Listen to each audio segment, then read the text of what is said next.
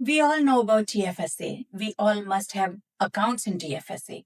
But do we have enough information about that? If not, let's walk. We will know all about TFSA and what government says about it. So let's go. Here is TFSA, and if you can see, I will be talking everything referencing from Government of Canada's website. So we will be talking about what is TFSA, how to open TFSA, maybe contributing, withdrawing, and what if and how you owe a tax on TFSA, especially when TFSA is tax-free saving account. So let's talk about what is TFSA. It is registered saving account which functions just like an investment account. It can hold cash or investment that generate tax-free income. Now, tax TFSs are often overseen by Government of Canada, but administered by Canadian banks and financial institutions. Now, how do you know about TFSA? Well, let's talk about how does it work first. You can contribute to TFSA at any time as long as you have available contribution room. You can withdraw the funds tax free whenever you want, and we can recontribute those funds in TFSA, but not in the same year. The next calendar year, or when we have enough available contribution room again. Now, if we talk about contribution room, how to find about contribution room? So, first advise you should have my CRA account. If you have my CRA account, perfect. If you don't, please go and create. This is Government of Canada's my CRA account, and everybody in Canada must have it. So when you have it, if you go to savings and pension plan, you will be able to see your RRSP room, your TFSA room. So you can have additionally home buyers plan, FHSA, or other registered plans, contribution room, and information. So I can suggest please register yourself. Okay, now how to contribute? Simple. Before we contribute, again, go to see my CRA and check your contribution room, calculate it, and then you contribute. How to contribute? Simple. We either transfer the money or this is automatic withdrawal plan. You can start $100 a month, or anyway when you open the account, your financial advisor is gonna tell you how to do that. Now this is very simple. Now let's talk about withdrawals. Now, TFSA is the registered account which is completely flexible.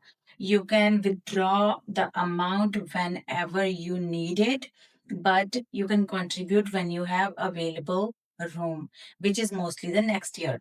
Now, how to make a withdrawal? Simply go to the financial institution or contact your issuer or the advisor, and then depending on what time or what type of investments you're holding, you can generally make a withdrawal anytime, simply transfer or regular withdrawal. Now, what if you owe a tax on TFSA? Can we owe the tax on TFSA? We don't know. Well, we can if we have excess amount in our TFSA. If we contribute over then contribution amount we have as explained in my CRA account, yes, that amount is taxed at a rate of 1% per month excess amount. If your contribution room is 50,000 and you have put 60,000, $10,000 will be taxed 1% per month from your TFSA account. So in case you over contributed and realize later, remove that amount as soon as you can. Now, very important information. What happens when TFSA holder dies? Well, a TFSA may continue or it may end, because in TFSA, we have two people designated. One is successor holder, other is designated beneficiary. Successor holder is mostly a survivor spouse, and they are named, he or she, they are named in the TFSA holder. Now, the TFSA contract can be transferred to the successor holder, or if there is no successor holder, the amount will go to designated beneficiary. Okay, now what if you become non-resident? First of all, you should know what are non-resident.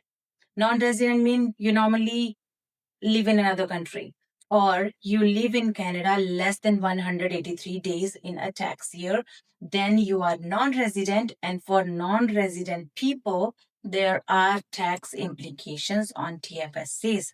You may keep the TFSA. However, if you become non-resident, then any income you earn in your account, such as interest, dividends, capital gain, they will not be taxed in Canada, but they will be taxed in your country of residence.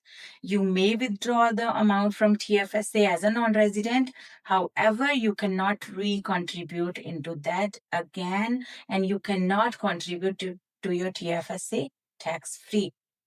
Now, the last question, how to transfer. Now, with the transfer we can do is in kind, cash, or partial transfer, depending on what you need.